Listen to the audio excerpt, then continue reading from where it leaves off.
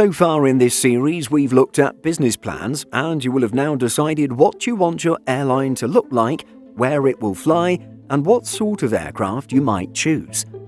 But none of that can happen without addressing the most crucial topic of all: funding your airline. Starting an airline is an expensive business. If you contemplate such a proposition, you'll need money, and lots of it.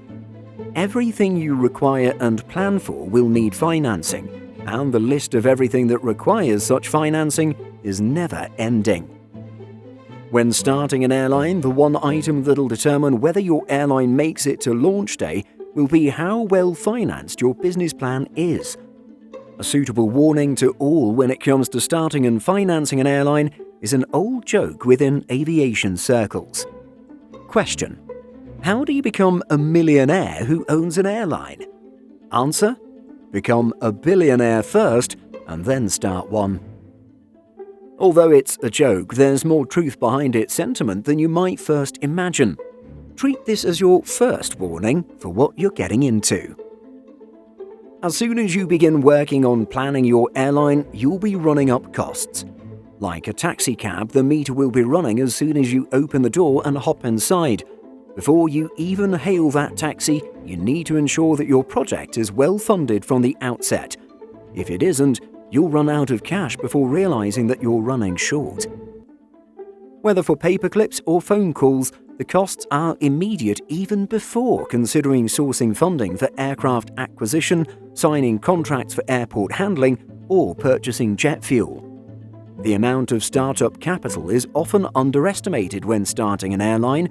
If you scratch beneath the surface of history, you'll find hundreds of paper airlines that never saw the light of day, airline plans that sunk beneath the waves before even approaching the point where they might actually have something that'll take to the air carrying passengers or freight. When planning your airline startup, the adage of planning for the worst and hoping for the best will serve you well.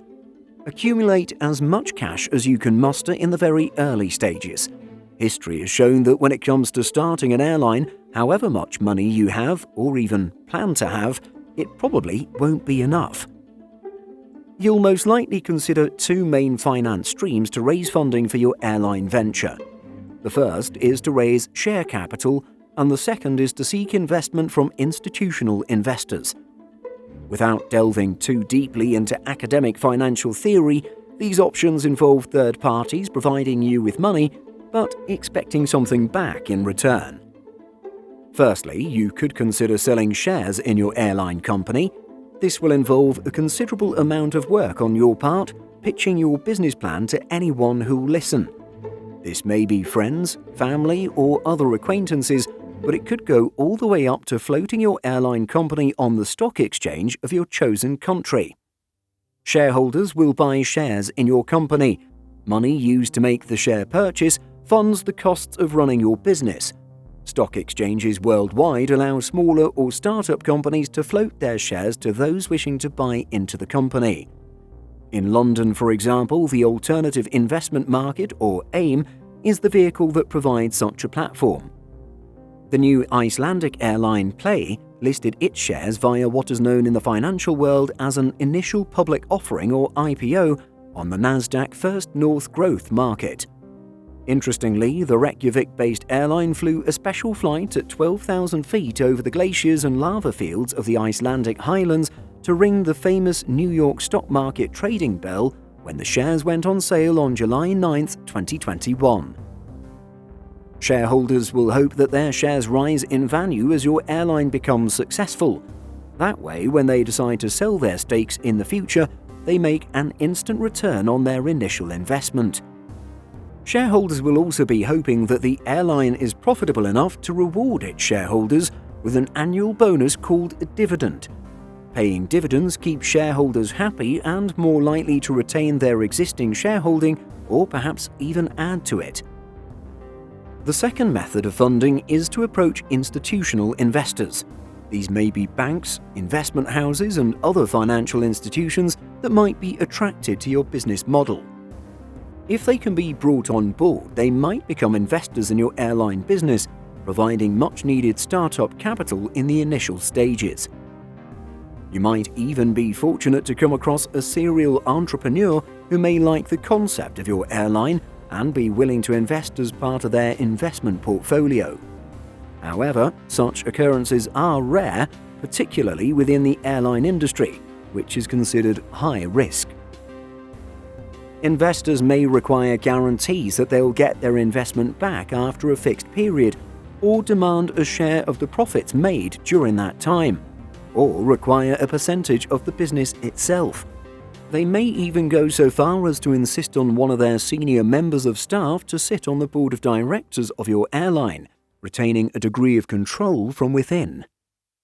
The idea of someone else providing you with the financing you need to start your business may sound attractive, but it always comes at a cost. The chances of someone willing to invest in your airline without requiring some form of return are essentially non-existent. To attract investors of any kind, you'll need your airline business plan to be as robust and watertight as possible. You must know it inside out so that when pitching it to potential investors, you know the contents and will be able to answer questions on it that even you might not have thought of. Being prepared is essential. No one will invest in your business if you or your plan are not 100% credible, attractive, and can offer something in return. Should you successfully obtain an injection of capital into your prospective airline, you can move on to the following stages of development. Without it, however, you may find yourself on a fast track to losing a lot of money extremely quickly. Getting this part right now may mean that your airline successfully gets to its first flight. Conversely, you may run out of money even before setting eyes on your airline's first aircraft. But before you witness your first flight being welcomed via water cannon salute, there will be untold costs incurred, and these will be the ones you have planned for. You'll need staff to assist in activating your plan, and unless you found a generous team of volunteers, these staff will require wages. You're likely to need office space and administrative resources. You'll need IT and telecommunications equipment and network connectivity. The list is endless. The business will incur other costs to get off its feet too. Travel costs when visiting prospective investors, entertaining costs as you hope to hook those investors to part with their money, and much more. If your early planning is successful and you succeed to the point where you can start to consider the more exciting parts of your plan, the costs escalate in a similar trajectory. As a risky startup, if you intend to lease your first aircraft, lessors will likely charge a higher monthly lease rate to protect their assets and may also require a security deposit should you forfeit on lease payments. They will of course also retain the right to recover their aircraft should you fail to keep up with the payments under the terms of the lease agreement. Suppose you're fortunate enough to have adequate capital where you can consider purchasing new aircraft outright. The airliner manufacturers will require hefty deposits to allocate production line slots to your airline. As a startup, you're also less likely to have the necessary bargaining clout to negotiate discounts with the leading manufacturers against their published list prices when compared to other larger airlines with a proven track record. Any of your other suppliers, whether this is fuel companies, airport handling agencies, airport authorities, or any other entity you'll sign contracts with, may well expect deposits, very short repayment terms, and other guarantees before they sign any agreement. Remember, these are all costs that are being incurred and eroding your capital reserves even before you've flown your first revenue passenger or carried your first kilogram of freight. Even if, and that's a very big if, you are successful in starting to run your airline, you must never take your eye off the financial position of your company. You will presumably be running your airline to be profitable and make money. Any reserves of cash you can build up will help your airline survive if costs increase, such as fuel. The key to sustaining any business is to be profitable. But even out of your profit, you'll need to pay taxes and dividends to your shareholders, all the while trying to retain some in reserve for unexpected events. You may wish to expand in the future, and that'll be where your cash reserves come in. Although most airline costs are incurred in the startup and initial phases, adding more aircraft, crew, bases, and all the other items required for expansion all come at a further cost to the business. And while your ability to borrow additional funding may become more accessible and less expensive as you grow, it's always worth remembering that the next major global event could be just around the next corner. The oil crises of the 1970s, the tragedy of September 2001, the COVID-19 pandemic, among others, had all been largely unpredictable. Yet, they have all had profound impacts on the global airline industry. Having enough in the bank to weather such storms will help your airline survive and bounce back once the worst is over. The growth of your airline will almost certainly become an obsession. Starting an airline can be an adrenaline-fueled journey that can induce an insatiable demand for bigger and better things. Yet, many airlines have fallen foul of attempting to be too big too quickly and have failed as a result. Again, peruse the list of airline failures over the past few decades, and time again, you'll be able to pick out airlines that wanted too much too quickly. An example of this is Kingfisher Airlines, which operated domestic and international services from India from 2005 until 2012. The airline expanded too quickly, swiftly ran out of money, and lost its acclaimed owner and Indian brewing magnate Vijay Mallya much of his personal fortune along the way. Without adequate financing even before your start, you're setting yourself and your airline up to fail. And while worrying about money down to the smallest expenses might be a rather tedious and time-consuming affair, not doing so is likely to consign your airline to failure. Everything, and we do mean everything in the airline business, costs money.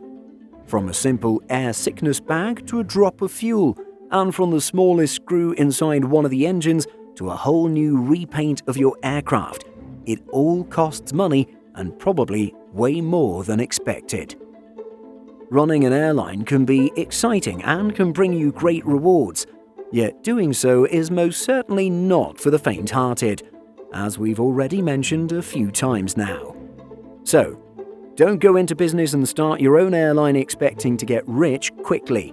As almost anyone who has done so would attest to, even the most dedicated airline entrepreneur will invest far more time, energy, passion, and of course money than they will ever take out.